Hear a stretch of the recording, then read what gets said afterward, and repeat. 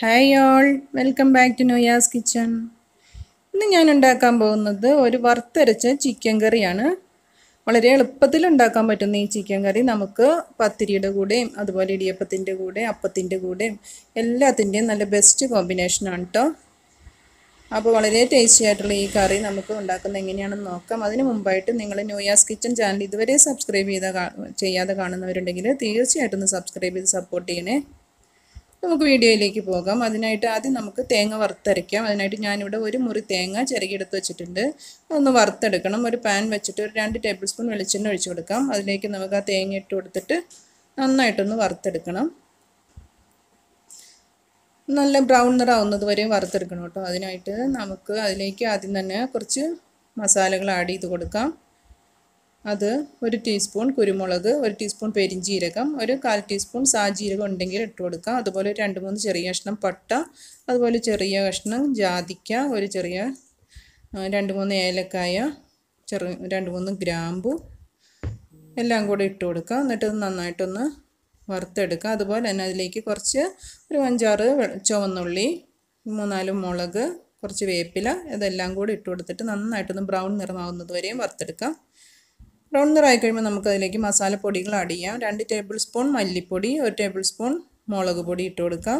അതുപോലെ ഒരു 1/2 ടീസ്പൂൺ മഞ്ഞൾപ്പൊടി ഇട്ട് കൊടുക്കാം. അതെല്ലാം ഒന്ന് നന്നായിട്ട് മൂത്ത് വരട്ടെ. ഒരു 2-3 മിനിറ്റ് നമുക്കതൊന്ന് നന്നായിട്ട് ചൂടാക്കി എടുക്കണം കേട്ടോ.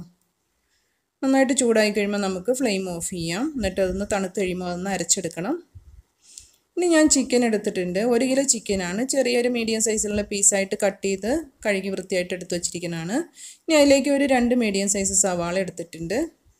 അതുപോലെ ഒരു 2 ടേബിൾ സ്പൂൺ ഇഞ്ചി വെളുത്തുള്ളി പേസ്റ്റ് എടുത്തിട്ടുണ്ട്. പച്ചമുളകും കൂടി ഉണ്ട് കേട്ടോ. അതുപോലെ ഒരു തക്കാളി, അതുപോലെ നമ്മൾ അരപ്പരച്ച് വെച്ചിട്ടുണ്ട്. നമുക്ക് ചിക്കൻ വയ്ക്കാം. അതിനായിട്ട് ഒരു പാൻ വെച്ചിട്ട് അതിലേക്ക് ഒരു 2-3 ടേബിൾ സ്പൂൺ വെളിച്ചെണ്ണ ഒഴിച്ച് കൊടുത്തിട്ട് ആ സവാള ഇട്ട് കൊടുത്ത് ഒന്ന് വഴറ്റിയെടുക്കണം. സവാള വഴറ്റുമ്പോൾ നമുക്ക് കുറച്ച് ഉപ്പും കൂടി ഇട്ട് കൊടുത്ത് വഴറ്റിയെടുക്കാം.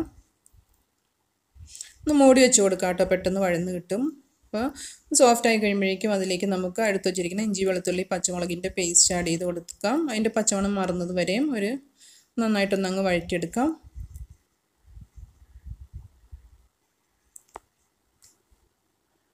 അത് ഒരു 2-3 മിനിറ്റ് അതിൻ്റെ പച്ചമണം മാറുന്നവരും വഴറ്റിയതിന് ശേഷം നമുക്കതിലേക്ക് എടുത്ത് വെച്ചിരിക്കുന്ന തക്കാളി ആഡ് ചെയ്ത് കൊടുക്കാം കേട്ടോ. അതുപോലെ കുറച്ച് വേപ്പിലയും കൂടി ഇട്ട് കൊടുക്കുന്നുണ്ട്.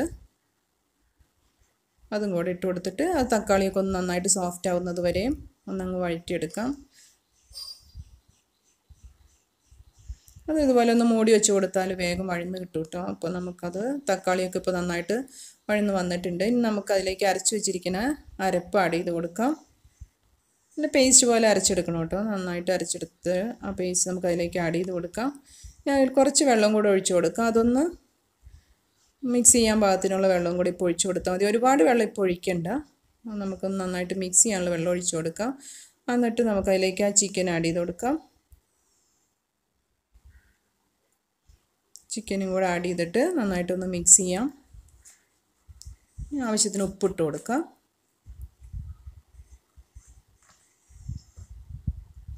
ഇപ്പോൾ നമുക്കതൊന്ന് മിക്സ് ചെയ്യാനുള്ള വെള്ളം കൂടെ ഒഴിച്ച് കൊടുത്തിട്ട് ഒന്ന് മിക്സ് ചെയ്തിട്ട് നമുക്കതൊരു 10 മിനിറ്റ് ചെറിയ ഫ്ലെയിമിൽ നമുക്കൊന്ന് മൂടി വെച്ച് കൊടുക്കണം. ചിക്കനിലെ വെള്ളമൊക്കെ ഇറങ്ങി ആവശ്യത്തിന് വെള്ളം ആവട്ടെ.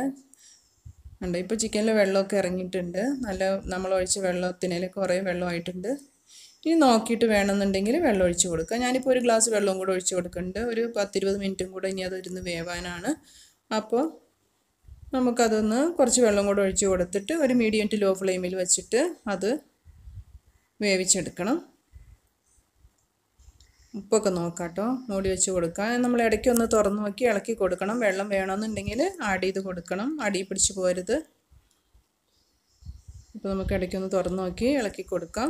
മൂടി വെച്ചൊരു 20 മിനിറ്റും കൂടെ വേവിച്ചെടുക്കാം. അതുകൊണ്ട് ഇപ്പോഴത്തേക്കും നല്ല നെയ്യൊക്കെ തെളിഞ്ഞ് നല്ല ചാറൊക്കെ കുറുകി വന്നിട്ടുണ്ട്. നല്ല സ്മെല്ലൊക്കെ വരണുണ്ട് കേട്ടോ. നമ്മളെപ്പോഴും വറുത്തരച്ച് വയ്ക്കുന്ന കറിക്ക് ഒരു പ്രത്യേക സ്മെല്ലായിരിക്കും കേട്ടോ.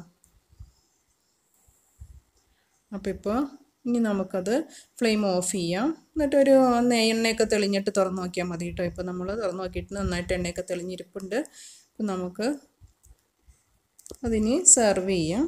വളരെ ടേസ്റ്റി ആയിട്ടുള്ള ഈ ചിക്കൻ കറി നിങ്ങൾ തീർച്ചയായിട്ടും ഇതുപോലെ വറുത്തരച്ച് വയ്ക്കാത്തവരുണ്ടെങ്കിൽ തീർച്ചയായിട്ടും ഒന്ന് വറുത്തരച്ച് വെച്ച് നോക്കണം കേട്ടോ. നല്ല സൂപ്പർ ടേസ്റ്റാണ്. മറ്റുള്ള അതുപോലെ ചിക്കൻ്റെ ഒരുപാട് ഡിഷുകളുണ്ട്. അതുപോലെ തന്നെ ഇടയ്ക്ക് ഇതുപോലെ ഒന്ന് ഉണ്ടാക്കി നോക്കുമ്പോൾ നമുക്കിപ്പോൾ ഈ നോമ്പിൽ പത്തിരിയുടെ കൂടെയൊക്കെ വളരെ ബെസ്റ്റ് കോമ്പിനേഷനാണ് കേട്ടോ. ഞാനിപ്പോൾ എടുത്തിരിക്കുന്ന ഇടിയപ്പത്തിൻ്റെ കൂടെയാണ്.